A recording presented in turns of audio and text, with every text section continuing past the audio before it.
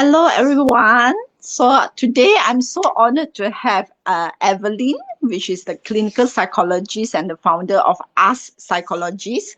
I think, for the past few months, even up to a year and a half, we have been in this, this lockdown and pandemic. And I think, a lot of people are also having a lot of mental issue already. So I think today we are honored to have Evelyn here with us. So if you believe that this topic will be useful to your friends or your family, please tag your friends. Today we are going to discuss about mental health, and I always think that it is so important to talk about mental health, but it is also another taboo that not many people talk about. Okay, so again, especially during this COVID time, there's so much of fear, so much of anxiety, and we are all locked down in the home, and it can be a very overwhelming feelings for many people, and it's really important to take the necessary steps to overcome these feelings or how to manage these feelings. So please share and like our Facebook, and tag your friends and family that you think they need to hear about this. Again, having mental health is not that you're going cuckoo, okay? It's just like you're having a headache, or it's just like going to a psychologist is like going to see a doctor for your flu, and I think mental health might not be a permanent thing as well. It can come and go, especially during the whole life. We have times where it's to going get tough, so much of stress and things. Sometimes you just need to have somebody to guide you to cope with your emotion better. Okay, so thank you, Evelyn, to join us. So maybe you want to just tell us a little bit about yourself. Sure. So, hi everyone. Good evening. Thank you for joining us today. So, a little bit about myself. My name is Evelyn. I'm a clinical psychologist. I've been practicing in the field for the past 7 years plus right now. I run my own private practice. It's called, if you just search us up on Facebook, you can look us up, called Us Psychologists. You can just type that. So it's very true that, you mentioned about, Yan, how this whole lockdown, this whole pandemic has really affected many people. And I guess it's really not just, public without knowledge about mental awareness or, things about psychology, depression. That has also affected many of us therapists too. So I'm glad to be able to share this topic today and hope to break some stigma and, help you guys understand a little bit more. Yeah. So let us just talk a little bit. Actually, what is mental health? Why is it such a taboo that people doesn't want to talk about it? How do you define mental health? Great question. So I have like a deck here that I normally use to explain to my clients, right? So when we talk, let's say we talk about physical health, like how do we define that we have good physical health? First of all, we would say that, okay lah, if I don't have no illnesses, means that I have good physical health. But does it just mean that you don't have diabetes means that you have good physical health? Not necessarily. You need to take into consideration whether you make good food choices, like say balanced diet, right? You need to take into consideration how you cope to your day-to-day, like exercising. You also need to take into consideration, if you, let's say you have good physical health, how you can contribute to a larger society. So these 4 elements here.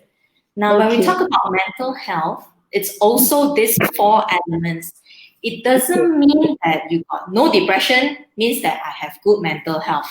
Doesn't mean just that.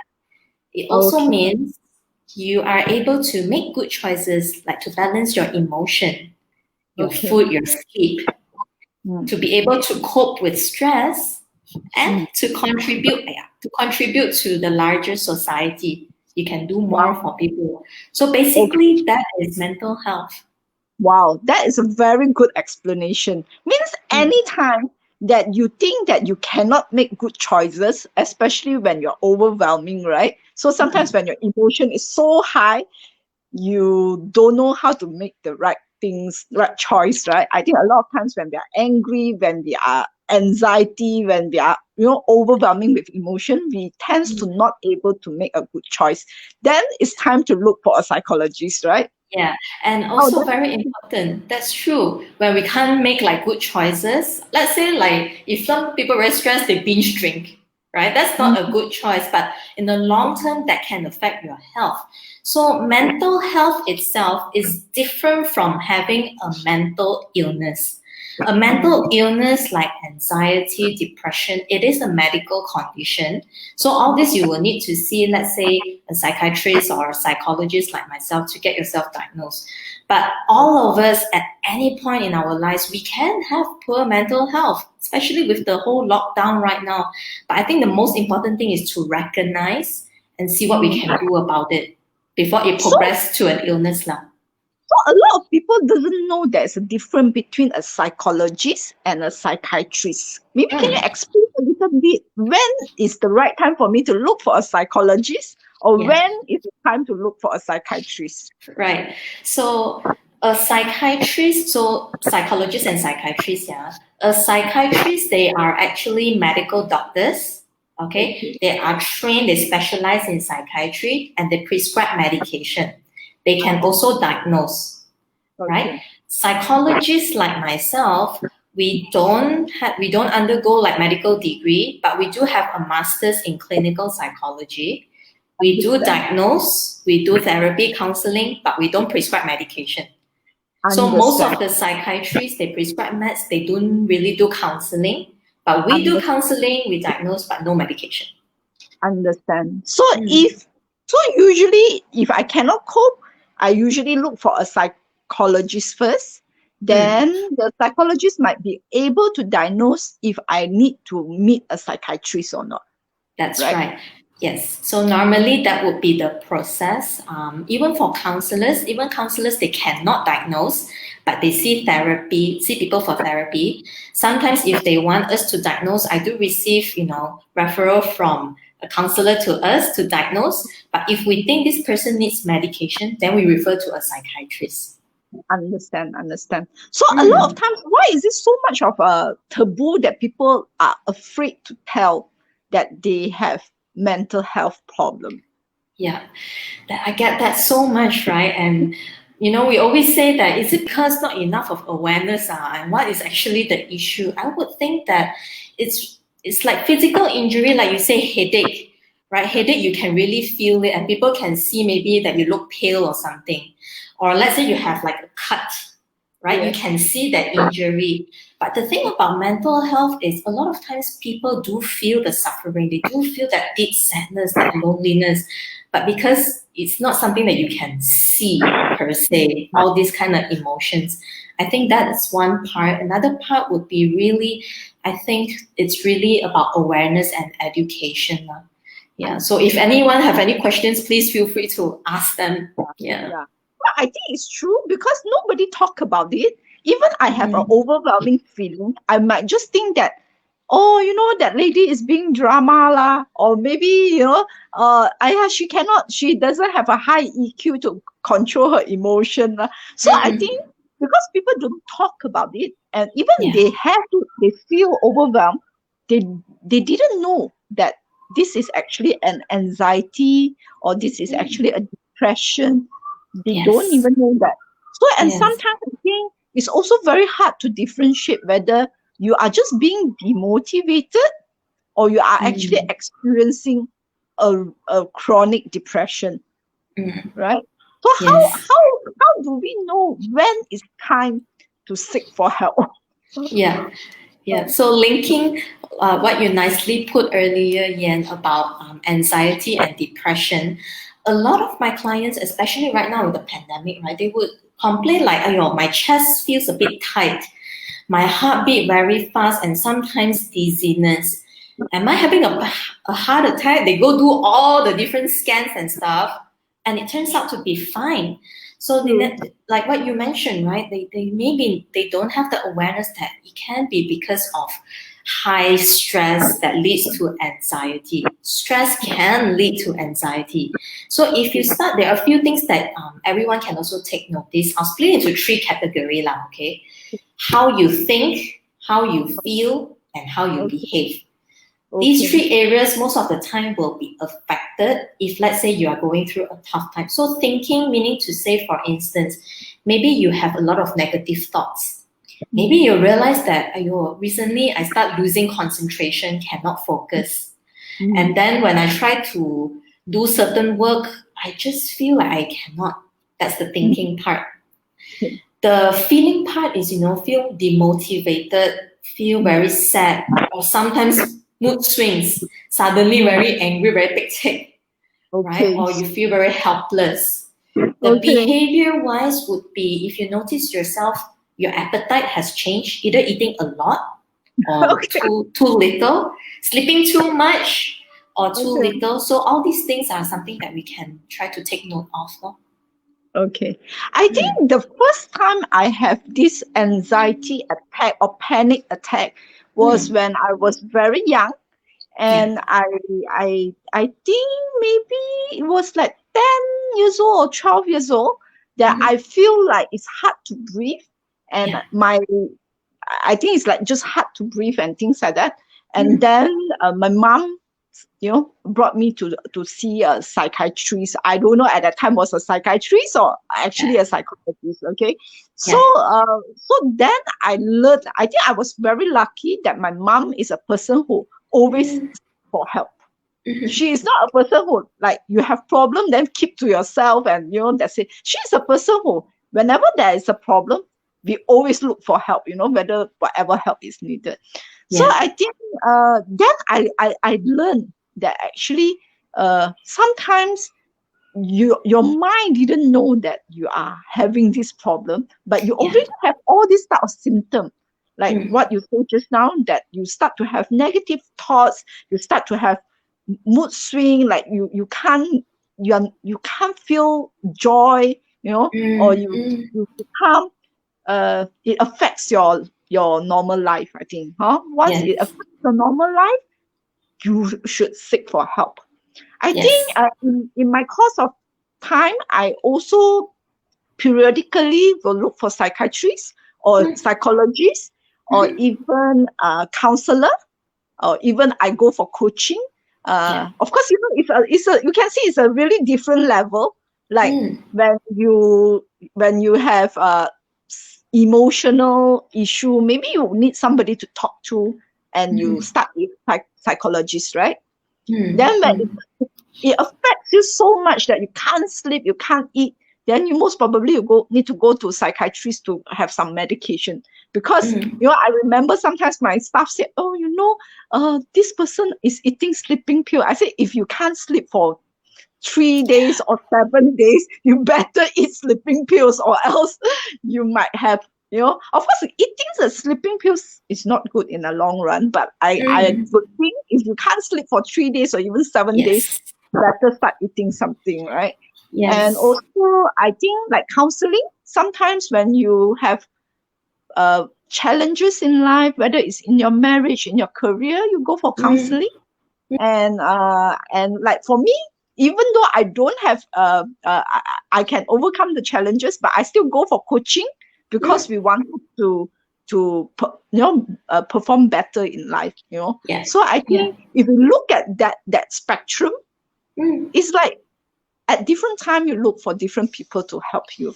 And I really enjoy what you shared earlier. I think seeing a therapist, right, or coaching, for instance, it's not like you are mentally ill or you have like serious issues. But I do think that therapy is a chance for you to have self-growth, self-discovery, and develop your, maybe there are some things that you may have this tunnel vision, right? Especially when we're so stressed out, we tend to have tunnel vision. We don't seem to see a way out. And seeing a therapist would help. Like I'm seeing therapists myself too, even though I'm a therapist, because it is a journey of learning about yourself too. Sure. I think like me, I mean, I'm just trying to normalize about mental health. So like me, even in my life when coping with loss, coping with heart pain, heartbreak, Yeah. these are the things that I think sometimes you really need a counselor or a psychologist to actually help you process through all this emotional pain or a loss that you have and things like that, right? So what is the most common emotional breakdown or mental health problem that you can see during this lockdown and this pandemic? Yeah. Yeah. So actually, this is something that all of us are going through during this lockdown and since the start of the pandemic. Is called grief. Now, many of people think that grief only happens if someone dies, right? But actually, the fact that we are losing something, losing our lifestyle before this, losing job, relationship, kids losing their opportunity, friendships, all these are grief. So I think during this time, everyone is actually going through grief, this whole transition. This is the most common thing that I've seen. How do you describe grief? Do you feel Mm. a very heavy feelings on your heart, or how? Actually, how do you describe grief? Yeah. So this grief feeling can be different for different people. So say how children express grief can be very different from adults. So for adults, when we experience grief, it can be this deep sense of sadness, this loneliness, maybe some anxiety, maybe anger, frustration, and seems to be going through that loop again and again. You don't seem to be able to come out. But you do know that there's these feelings like you don't feel easy. And sometimes all these emotions can manifest physically. For example, you start having headache, you start having body ache, your heart beat faster. All these can manifest that way. But for kids, they manifest through behavior. So if kids, they go through grief, it can be them crying a lot, very clingy, very dependent, or they have nightmares.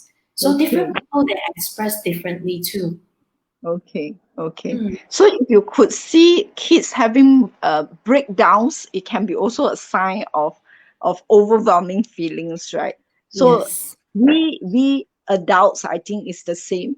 And sometimes we are so shameful to show our emotion, and we try to suppress it so much, and you start to have shaking hand, heartbeat too much, and couldn't sleep, and because you are trying to suppress. I'm not sure is it true, but I think sometimes if I were to, I'm looking at myself, whenever I feel overwhelmed, this current situation is easily overwhelmed because of so much of uncertainty.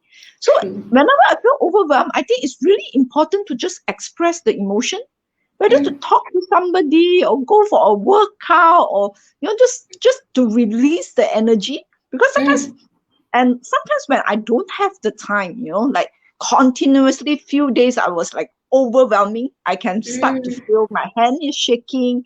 I don't sleep as well. So is it true that when we have overwhelming feelings, we should actually learn to release this energy or express this emotion?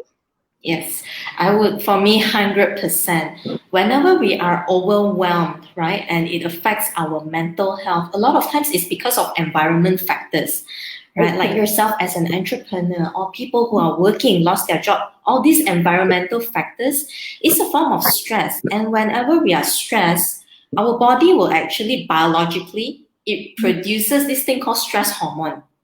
When the stress hormone is too high, yes, cortisol. When the stress hormone is too high, that can actually affect another hormone that will shut down, that will reduce. That hormone is actually to regulate our emotions. So stress hormone too high, the other one, regulate emotion, will reduce, will shut down. And that's when people will start experience depression, anxiety. So in order for your stress hormone not to build up too high, going for exercise is a really good way. Talking to someone, expressing it out would be a great way too. So those are really healthy kind of coping. Aim is really to help you, your stress hormone, to be able to manage, to not go overboard. So I'm just thinking, when we look for someone to talk about our problem, Mm. will it even put more stress to us if we are talking to the wrong person? Yeah, that's a great question. So I always think that, look for people who you think can support you emotionally. And a lot of times, right, even if let's say today I have a friend who come to me and talk to me about all this emotion, because if it's a close friend, then I feel like I need to help this person, then I will start advice giving, but this is something that person may not need, right? Okay. So if you are reaching out to discuss or share with someone about all these things, you can also let this person know, okay, I'm not seeking for any opinion or suggestion. I just need to pour out now first. You hear me out first. But make sure that this person is someone whom you can trust, and that person also know, okay, I'm here to listen first. So to manage that expectation. But for some people, if they really cannot find someone trustable, that's when they would prefer to speak to a therapist because they're more neutral that way. And even let's say for my family and friends, right, I would recommend for them to seek their own therapy too, because if you talk to me, I will be biased already, ma. Yes, true. So it'll be better that way, yeah. Okay, so I think it's right when you don't have the right people to talk to, or you have very toxic friends or things like that, you better seek for professional help. I also always think that. So I think from very young age, when my mom bring me to see psychiatrists or psychologists, I already know that. Why is it so? It's because in our circle of people, sometimes, being Chinese, sometimes they will think, maybe need to go and 問神啊, Yeah. Yes. maybe they are 撞邪 or something. So sometimes it's just that you should seek for professional help, okay? And okay, just now we are talking about finding someone to talk to. Okay, let's say you are not in a good emotional stage, okay?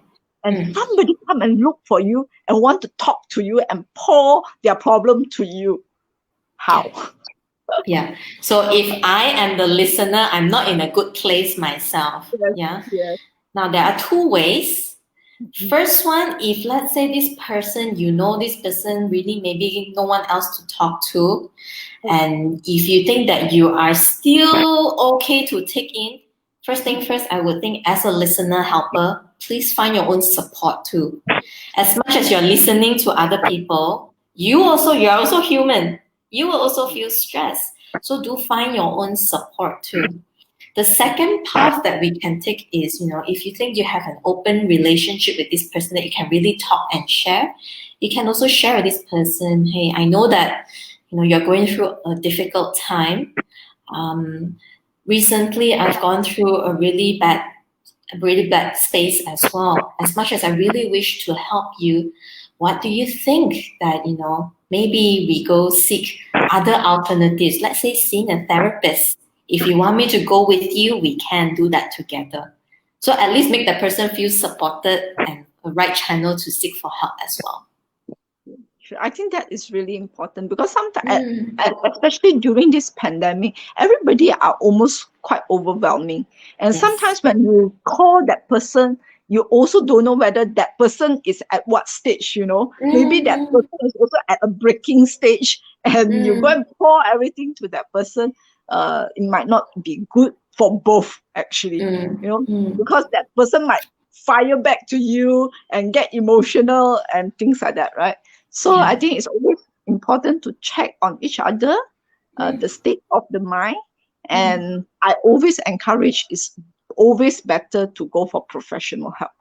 When you go to professional help, you can pour everything because they are professional and they also know better to advise you better on how to manage this emotion. And sometimes it's just a mental block, like when people talk to you, you cannot listen already. Yeah. Yes. So when you get a professional help, I think the professional will know how to advise them better. Am I right? Yeah, especially mental block when, sometimes I do pour out to let's say my husband, right? Because we're so close, and I do agree that I would have that mental block too, because We all know each other so well.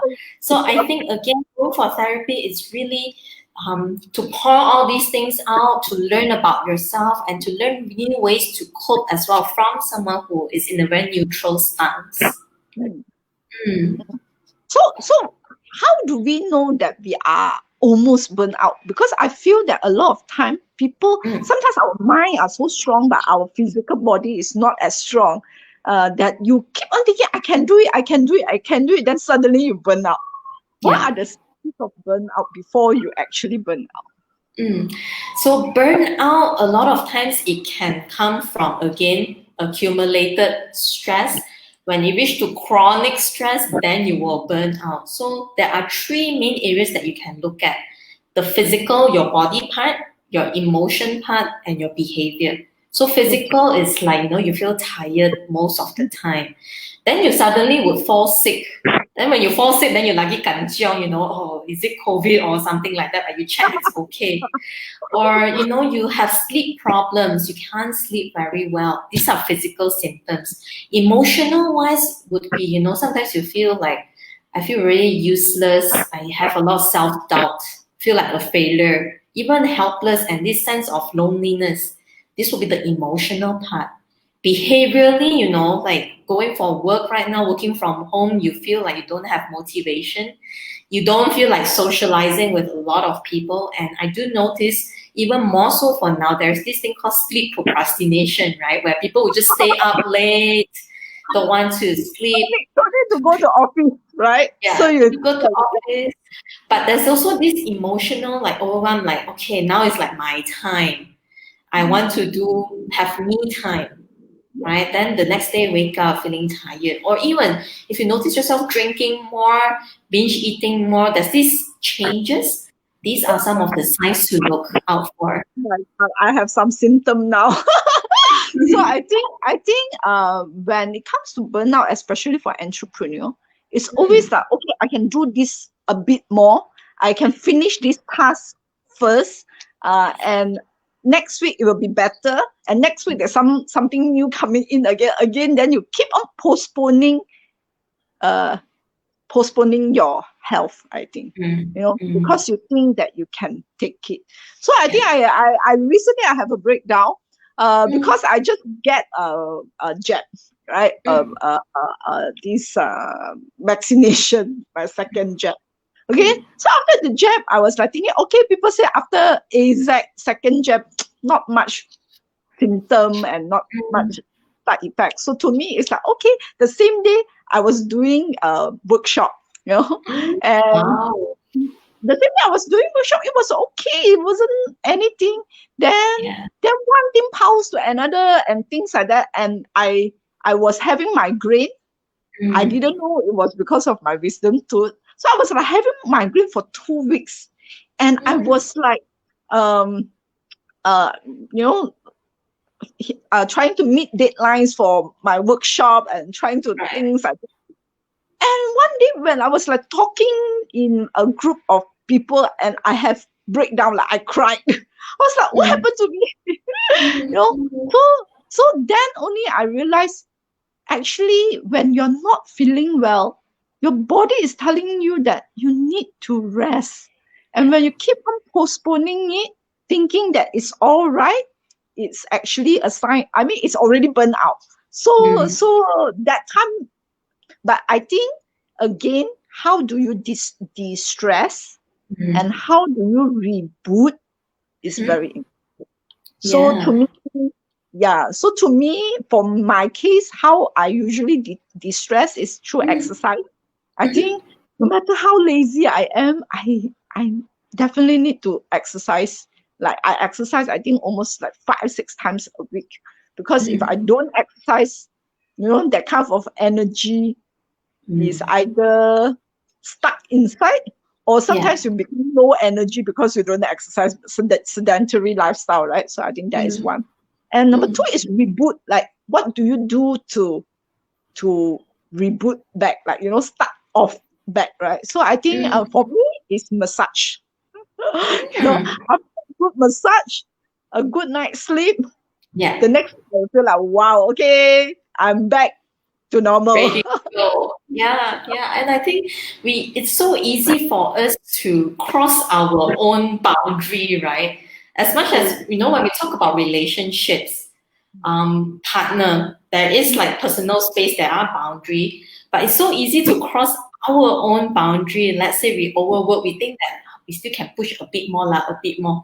But manatao, time just passes like that. It has been 1-2 months since you have an off day. Your body is already sore until cannot sore anymore. It's aching every inch of your body. And it's true that sometimes we really do neglect listening to our own bodies too. True, true. So what do you think are the good way to cope, like to release your stress and to reboot yourself? What is there any other example that you can share with the audience? Right. So just now we talk about, when it comes to burnout, there is this physical, emotional, and behavior wise. So when we talk about methods, we can also target these few things, right? So physical, like you said, exercise, eat healthy, have proper sleep. I know sometimes it's so tempting to just stay up that 1 hour to do your own things, but the next day maybe you will feel, really uncomfortable and you don't feel the energy. So physical self-care is so important.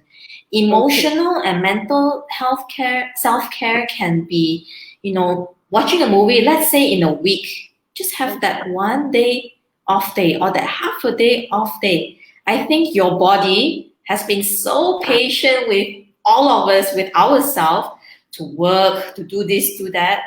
But we never really listen to what our body wants to. So maybe just that half a day or that few hours time off to do whatever that you enjoy emotionally. It can be.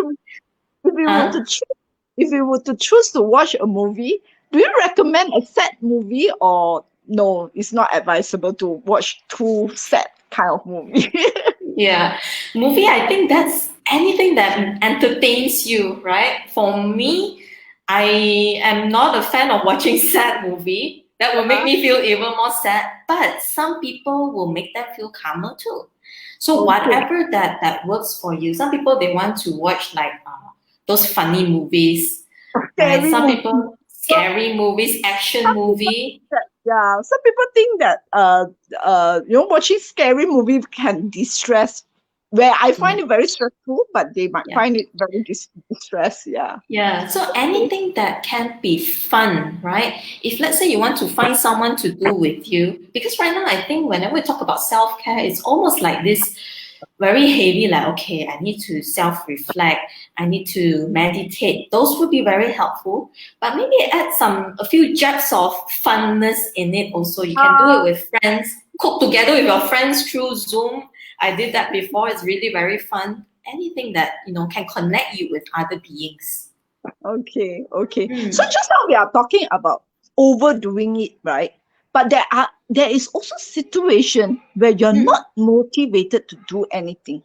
Like you just don't feel like waking up, like doing anything. So is that also a mental health issue? So low motivation, it could be some signs of a mental health issue, not necessarily a mental illness, right? I hear a lot from my clients, all this while they have been very motivated one. They have been working really hard, but right now it just comes to a point where I just want to do anything. I just want to let everything go. I want to resign. I don't want to do anything anymore.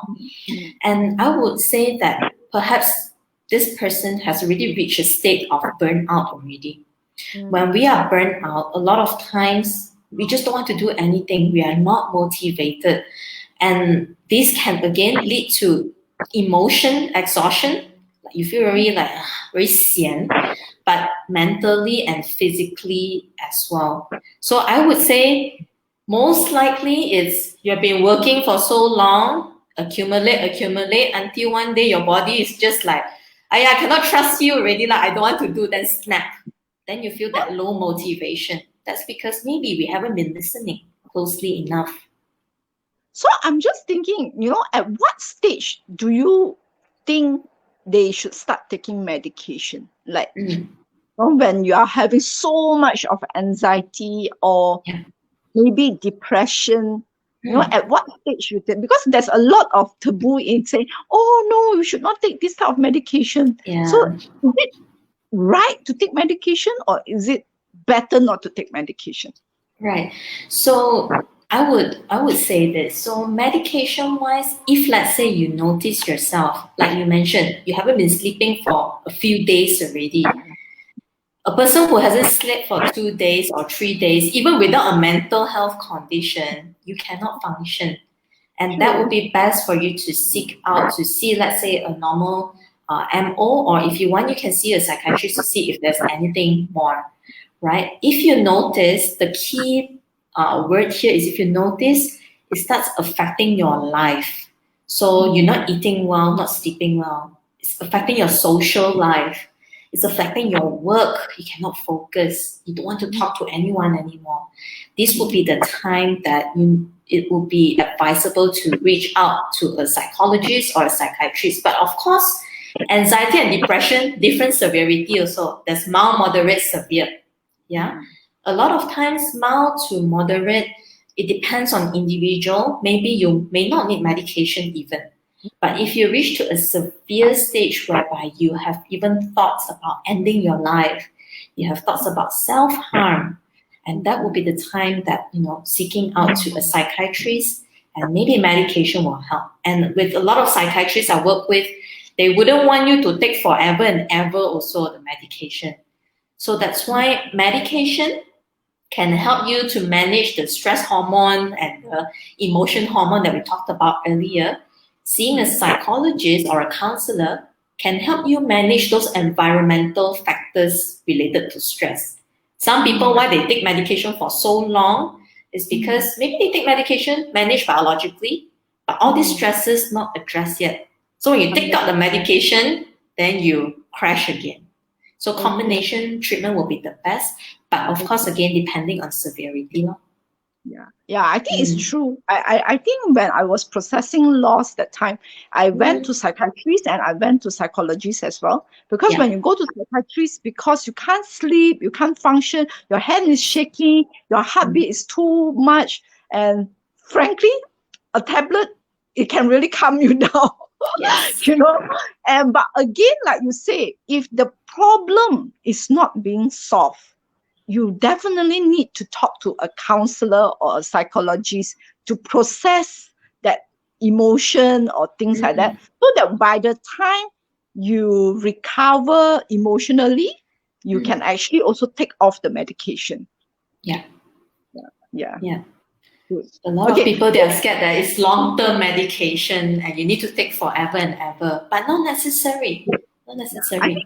I think it's really important to do the combination. I think some people, they just go to the psychiatrist and Yeah. forget about all this counseling part, all this emotion that they need to process. And whenever the True. medication take off, they are still anxiety, they are still don't know how to manage things well. Yeah. And I think after the counseling, you feel that you can cope life better. Then when you try to take off the medication, you can feel whether you can cope life better or not, Yeah. right? And Yes. then we judge. Yeah, so it's really important to get professional help. Let's talk about a little bit about children. I think the kids have not been going to school for so long, and so much of online classes. And I remember when we are young, when we go to school before class, we can run around with friends and tease each other. We have our recess time where we can social with people, right? And after school, we can run around chasing friends and talking, teasing each other. And right now, all these are gone because all are online, and there is no touch, there's no face-to-face interaction, and just staring at the screen. You think, what are the mental, what will you predict, the mental health problem that these kids will face? Yeah. So I would say, based on the number of clients that I've seen for children and teenagers right now, right, this lack of socializing with other peers can perhaps also lead to possibility of, social deficit. So by the time, let's say, open up, they may not know how to socialize or make friends anymore. I do have teenagers who suffers from social anxiety, so they are really very kanchiong, when it comes to socializing with other people. And with the whole lockdown, no opportunity to get exposure, and that will further heighten the anxiety that perhaps they would face.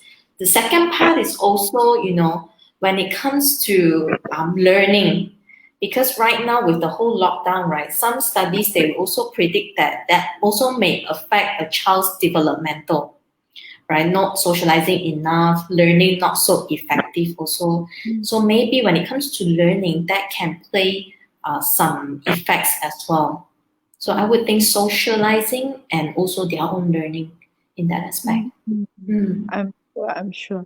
So today we are talking about mental health during this lockdown. So if you think our Facebook Live is beneficial to your friends or family, please like and share and tag your friends. And if you have any questions, please feel free to also ask in the comment section so that we can also have Evelyn to help you all to answer. So we are talking about kids' mental health. Of course, I also have 2 kids at home. My eldest daughter is 11 years old, and it has been 1.5 years or even more, staying at home with the staring at the screen. She's having bad posture problem. She's having eyesight problem. She's having sedentary lifestyle. So I think because last year it was such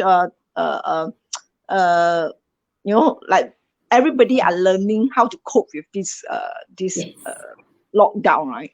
So I think being unaware, she start to have this problem, right? Like bad posture because not sitting properly and for long hours. So of course now I incorporate some exercises, some activities and things like that to help to improve, So I think it's really important. And my younger son is only 3 years old. And out of that 3 years, 2 years is basically pandemic. So I also quite worried because when my daughter was young, we bring them out so much to expose to, the environment, the nature, learning. And these kids, 3 years old, and I even have friends who, baby born during this pandemic, like never even go out at all, So what do you think of the development of these young babies? This, when we talk about developmental milestones for children, we look at many different aspects, right? Like the social, the emotional, their physical, whether they are walking right or not. Like you said, posture. It can start from, from birth as well. So I think at this point, as parents, it's really tough to be a parent because parents are also working. They have to juggle with work and kids at the same time. But I would say, for you parents out there, I know you guys are trying your very best also to cope. Try your very best to also, if possible at all, spend time with them at least during the weekends to engage some activities.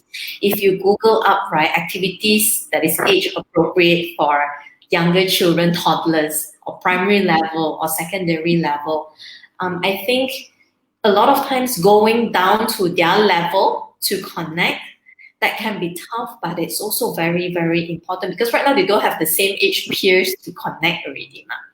And when it comes to emotions, I've also explored this where, telling some of the parents that I work with, some young kids, they don't know how to express emotions. So you can even use, like, say, different toys, mimic different scenarios, or show them the list of different emotions, let's say sad and angry. What's the difference? And ask, slowly help them to identify all this so that they wouldn't miss out too much when it comes to, going back to school again. I'm sure, this pandemic has really changed us a lot. Yes. I think it might also change a lot of marriage, right? Some couple who never spent so much time together, they are now 24 hours together, learning to cope all these overwhelming feelings and the kids and the work. So I heard the divorce rate goes up because of the pandemic. But there is also couples who actually reignite their passion because, able to really stay together, spend time together, and overcoming challenges together. So what do you think is the difference between a couple who actually feels who actually relationship get worse, and another couple who actually, because of pandemic, relationship become better? What do you think is the difference? So I would think personally, I see couples and families too. With this pandemic, right, it is really not just us need to cope with the outside world, right? But internally, like say at home, it's really an opportunity to connect. And couples can choose to either connect or they realize they cannot connect anymore, then they disconnect. And I do realize that, some couples where they are both so busy at work, they kind of know that there are certain issues going on, but just no time to address. It's kind of got swept under the rug already, right? But with this whole pandemic coming in, you can't ignore the pink elephant in the room anymore. It's like right in front of you, right there. And that's where a lot of arguments happen. And I do see some families where they argue and they talk it out, right, in sessions or by themselves. They talk it out. They use this as an opportunity to connect, even though it's really painful and not easy.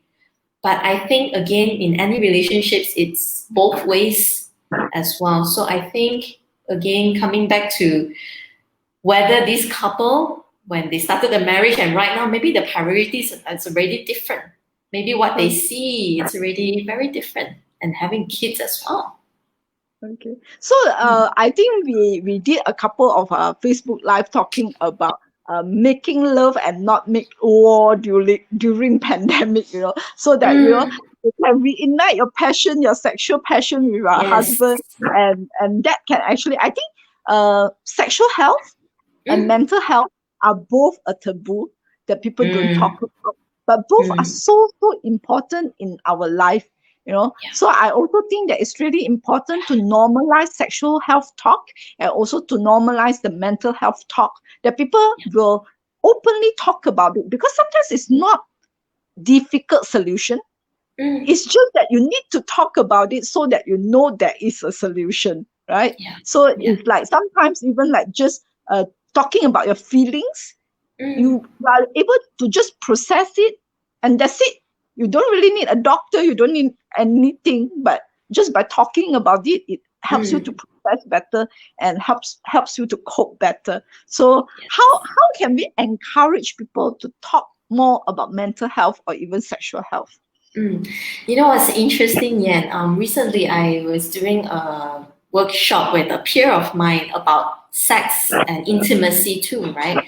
And in psychology, we say our basic need is food, right? We need to eat, we need to drink, we need to breathe, right? Sex is also part of this basic need. And a lot of times this basic need is kind of like being ignored too. So I think really before we can even talk about it, I think many people, they may not have prepared themselves enough that at the start it may be uncomfortable talking about it even, or even thinking about it. So to even step out to talk, one will need to first be a little bit more comfortable with that discomfort and to tolerate that a bit more. And as we try, again, it's like repetition. As we do more, then we can get more comfortable with that. And same goes with mental health too, I believe. Okay. So I'm just thinking, I'm thinking it out loud. We are so used to asking people how you're doing, right? And usually very politely people will say, oh, I'm good or I'm fine, right? So how can we ask a better question when we ask somebody whether they are in a good state of mind? Whether they are in a good state of mind or not, is it? Because if you if today you meet me, you will ask, Yen, how are you? Then I will just politely say, oh, I'm good or I'm fine. But maybe I'm not that good and I'm not that fine, right? But it's just a polite conversation, because when you ask that, maybe you don't have intention to know what my state of mind as well. It's just also out of politeness. You ask me, how am I doing, right? So if you really want to concern about someone's mental health, what type of questions can we ask better to know that the person whether is at a good state of mind or not so good state of mind? Right. So there are two ways, right? So it depends on, let's say today I want to check in with you, right? But as a friend, I also noticed that lately a bit like, normally you reply message very fast. How come now like take a few days, you like MIA suddenly, and I'm concerned, right? As a friend. So what we would normally encourage, people to do is perhaps instead of asking how are you, like you say, people would just say, I'm fine, thank you, right? Maybe you can just check in and say that, hey, I noticed that recently you have been kind of MIA, just checking in with you to see if there's anything I can help. So that person hearing it, the person can choose to say, yes, I need help on something, or no, I don't need help on certain things. So if that person say, yes, I think I'm going through certain things, then you can explore more and be curious and ask this person, would you like to talk about it? I can lend you my 2 ears and I will see how I can best help you also. So you can just check in with this person like that. If you start noticing this person is a bit like, especially when it comes to close friends lah. Because sometimes we may ask this question and then they also paise to tell you how they're actually feeling. They just say it's like okay. none of your business, right? You better find your own business. So that's something when it comes to mental health, it comes to sexual health. It also depends on how close you are and how much trust you have in the particular person. I mean, sometimes when you ask a person about their mental health or even their sexual health, they will find it very offensive or, they find it rude. Okay, but I think if you have a very high trust kind of relationship, then you should actually be slightly more blunt to ask them, hey, how are you doing? I seems like you are a bit off recently, So, or is there anything you want to talk about that you need to process your emotion? And I think sometimes people wants to tell, but they don't know what to do. Like, should I tell? Should I pour all my problems to you? Is it also good to pour all the problems and burden you as well? Do you think it's a burden when you tell somebody your problem? So that again depends on the nature of the relationship with that person, right? How much trust do you have with this person that, this person can hold this space for you to throw everything out, right? Again, going back to what do you think would be the most helpful for you? So let's say I would sometimes check in with some of my friends who are also psychologists themselves, right? So when I ask them the question, how are you doing? Then they will kind of know like, hey, you're asking me about my mental health or what, right? But I would also still check in with them, right? Hey, I'm really concerned about you lately. I saw, this post, just checking in with you to see, what's going on and if you need anything. Leave it as that. And if they say yes, okay, then you can ask further by saying, okay, would you want to talk about it? We can schedule a time to talk through phone or through FaceTime or whatever to talk about it. Allow that person to feel supported. And sometimes if let's say it's close friends, we may feel like some of the things they say may be conflicting to our own beliefs, our own values, then we can't help but to jump in. But again, I think the main thing here is again to remind ourselves, what is the purpose of checking in with this person? The purpose, if let's say we put it as, my purpose right now is to connect with this person, not to put in my agenda. The aim is to connect. The person may say things that I don't agree, but that's okay. You're there to connect with this person. I think having that shift in mindset is very important. Yeah, I think you are so right. I think a lot of times when you have something to process, you need to ask yourself, are you looking for a solution? What is your intention, right? And then if you just want to pour it out to somebody and you just get somebody who is take life more lightly, who are more easygoing. Then you pour to that person. After that, that person can just let go all these feelings, and you also feel better, right? And I think same thing to me, if I would to go for a parenting advice, right? If I have a problem with my kids, I wouldn't go and ask somebody who is single, right? That don't have kids. Then they cannot understand what is the challenges that we face. You probably will look for somebody who share the same kind of value as us, same kind of parenting skill that we believe. Then I think getting advice is better, rather than pouring to the wrong person. I think sometimes pouring to the wrong person, you actually burden that person because the person don't know what to do. Like, oh, I wanted to help, but I don't know what to do. And also you will feel also very confused, like after, and when that someone give you a not practical advice, you also feel very confused. Are you sure this is the right thing I should do? So long it makes you feel comfortable, right? Because even in therapy, right, trust is so important. In any relationship, trust is so important. You trust that person enough, then you will share whatever that is going on. So again, going back to finding that person that you really trust, and you know that this person can hold that space for you. So, okay, let's go. We have few more minutes to go. Let's go to the final one, which is the financial stress. How do you advise somebody who go through a financial stress? I'm sure at this COVID period, there are people who lost their job, or that have some financial loss and are still like trying to cope with this. What are the advice that you think is good when it comes to financial loss? Financial loss, that's a huge one, right? Again, if we talk in psychology terms, finances, job security is one of the main foundation when it comes to building even your self-esteem that is up here. So financial stress, everything is here. So normally what we would explore with our clients, right, when they are going through all these financial stresses, first thing first is, are they reaching out to people who can really help them out financially for this point of time, right? Whether, when it comes to bank, some people that I've come across with is also, they know that banks maybe can do some moratorium and stuff like that, but there's this also fear of asking and reaching out, right? So what can a friend do is, maybe as a therapist, I will explore who are the people or the resources that this person have that they can reach out, and this person can help reach out to the bank, for instance. And I think at this point, facing it alone, that's so tough, and I don't think anyone at all can manage all these stresses alone by themselves.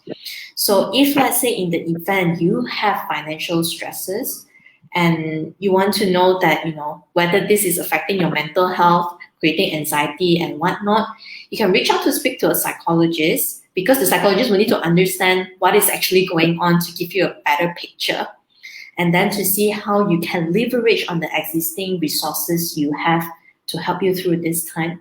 So please know that you're not alone in this, guys. Yeah. So I think for me, as an entrepreneur and running a business, I think, of course, financial stress is one of the biggest stress, especially for entrepreneur out there. Yeah. But I think number one is definitely looking at your numbers, because I am brought up in a way that my dad tell me, you are rich when you earn 10K, you spend 8K, not when you earn 10K, you spend 12K, right? So a person who is earning 5K and you only spending 3K is richer than a person who is earning 10K but spending 12K. So I think looking at your numbers is number one. Where to cut? You need to let go of things that is, you might need to cut down your lifestyle, you might need to cut down your outlets, you might need to cut down whatever expenses, because you need to be surplus to sustain. If you are in negative, it's definitely not able. And to be able to let go, it's not easy. Right? Let's say we have 10 outlets, we need to close 3 outlets of, able to let go is really not easy. But I think it's really important at this current stage. Nothing is more important than your health, than the safety of your family. And when you practice gratefulness, you will know that in this century, if you want to build up another things, it will not be difficult. Let go now and build again in future, because what is more important right now is definitely your health, your safety, and your mental health as well. Yes. Yes. So Evelyn, any last say before we end today's Facebook Live? So I think a lot of us right now going through stress, we may not know our current own stress level. And we don't know if, let's say, I have this, whether it's normal or not, right? So if you guys like, you guys can always reach out to us. You can look us up, just typing in your URL, askpsychologist.my. There's actually free stress tests that you can do. We have a report that will be sent directly to you. Then you can kind of gauge where is your stress level right now. And if you have any questions to ask at all, you can just type it there, then we will answer to you within 24 hours. Again, resources are out there, and know that you're not alone in this. Yeah, I definitely need to go and check my stress level now.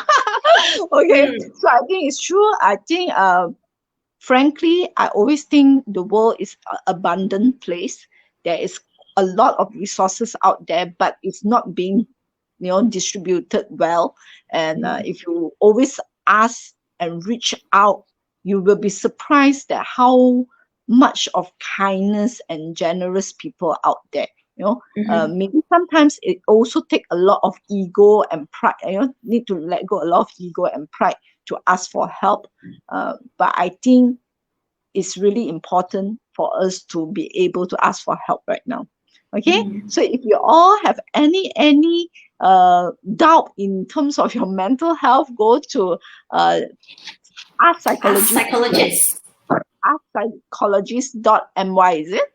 Yes. Yeah. Okay, and do your stress level test. Okay, thank you so much, Evelyn, and thank you. Despite your tight schedule, I'm sure now you are one of the most busiest person now.